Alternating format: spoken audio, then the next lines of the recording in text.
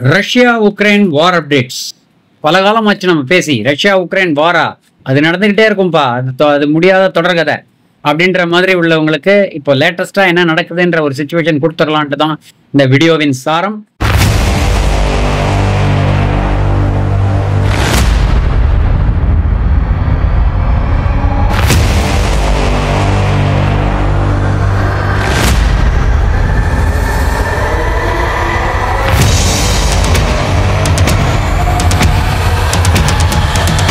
மிக முக்கியமான வீடியோ, கடைசி வரைக்கும் பாருங்கிறது தான் என்னுடைய ரெக்வஸ்ட். சொல்லிட்டு நான் வீடியோக்குள்ள போறேன். வீடியோக்குள்ள போறதுக்கு முன்னாடி நான் இப்போது சொல்ற மாதிரி வியூவர்ஸ் சப்ஸ்கிரைப் பண்ணிக்கோங்க. கமெண்ட் செக்ஷனில் கமெண்ட்ஸை கண்டிப்பாக பதிவு செய்யவும்.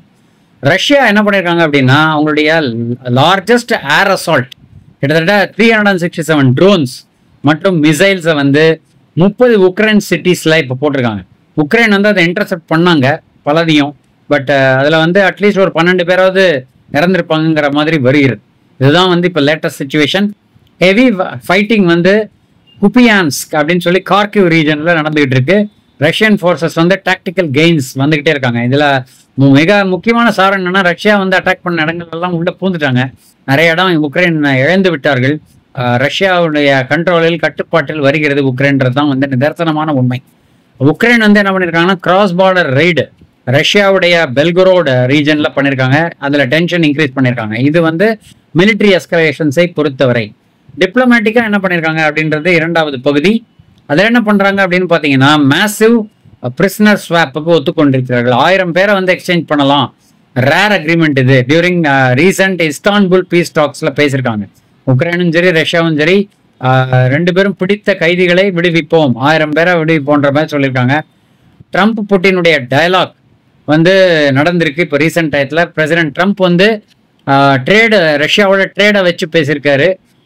கன்சர்ன் ஓவர் அதனால ட்ரேடை வச்சு விளையாடுறதுனால நிறைய western allies like France, Germany எல்லாருமே வந்து ஒரு வரிடா இருக்காங்க.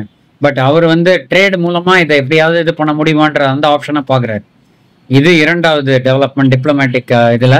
மூன்றாவது என்னன்னா, யூகே, பிரான்ஸ் மற்றும் 30 நேஷன்ஸ் வந்து உக்ரைனை சப்போர்ட் பண்ணலான்ற மாதிரி ஒரு இதுக்கு அக்ரிமெண்ட்டுக்கு வராங்க.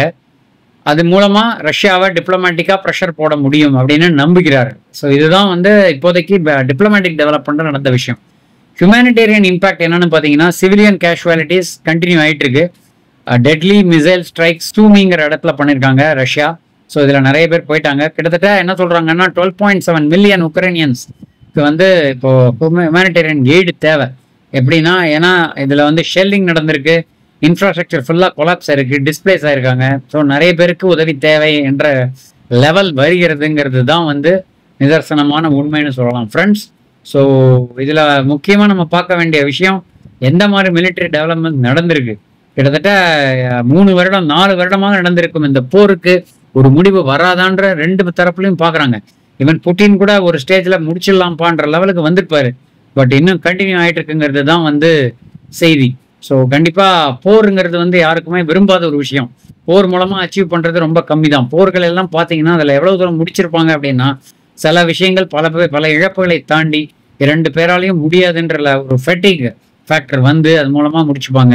இங்கே வந்து எப்படி நடக்க போகுதுன்றது பொறுத்திருந்து பார்க்க வேண்டும். But anyway efforts R on to, என்ன சொல்றது, முயற்சிகள் தொடர்ந்து கொண்டிருக்கின்றன இதை போரை நிறுத்தணுங்கிறதுக்கு. பட் அது தகுந்த மாதிரி ரியாக்ஷன் நடக்குமா அப்படிங்கிறது தான் வந்து செய்தியாக இருக்கிறது. ஸோ நம்ம முன்னாடியே பார்த்துட்டோம், ரஷ்யா வந்து பல இடங்களை பிடிச்சிட்டாங்க. உக்ரைனும் வந்து ரஷ்யா உள்ளெல்லாம் போய் அட்டாக் பண்ணாங்க. ஈவன் ஒரு செய்தி கூட வந்தது, இவங்க கனிமொழி வந்து ரஷ்யாவில் லேண்ட் ஆகிறதுக்கு முன்னாடி உக்ரைனியன் ட்ரோன் அட்டாக் வந்து ரஷ்யா மேலே நடந்திருக்கு. அதனால நிறைய ஃப்ளைட்ஸை வந்து அங்கே லேண்ட் பண்ண விடாம சுற்றிக்கிட்டே இருந்திருக்காங்க. அப்புறமா சேஃபாக தரை இறக்கி இருக்கிறார்கள்ங்கிற ஒரு செய்தியும் வந்திருக்கு. ஸோ எது எப்படி இருந்தாலும் நம்ம பார்க்குற விஷயம், இந்த ரஷ்யா உக்ரைன் வாருடைய விஷயம் ரொம்ப ரொம்ப ரொம்ப ஒரு தீர்வே இல்லாத ஒரு விஷயமாக சென்று கொண்டிருக்கிறதுங்கிறது தான் பார்க்குறோம்.